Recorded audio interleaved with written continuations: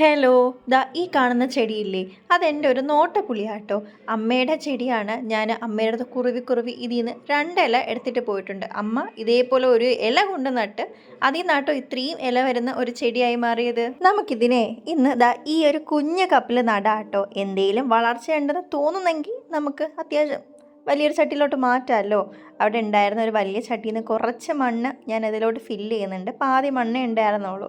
ദാ ഈ രണ്ട് ഇലയാട്ടോ തന്നത്. ഒന്നിട്ട് ഇലയ്ക്കത്ര ഭംഗിയില്ലെങ്കിൽ തണ്ട് അത്യാവശ്യം സ്ട്രോങ് ആയതുകൊണ്ട് അമ്മ ഇതും കൂടെ കൊണ്ടുപോകൂ എന്ന് പറഞ്ഞു. തണ്ടിന് ഇത്രയും നീളം ഉണ്ടെങ്കിലും ഇതിൻ്റെ ആവശ്യമില്ല കേട്ടോ. ഇതിൻ്റെ പകുതിയുടെ പകുതി എടുത്താൽ മതി, അത് തന്നെ ധാരാളമാണ്. ജസ്റ്റ് മണ്ണിലോട്ടൊന്ന് ഊന്നി വെക്കാൻ വേണ്ടിയിട്ട് ഒരു കമ്പിൻ്റെ തുണ്ട് പോലെ അത്രയും മതി.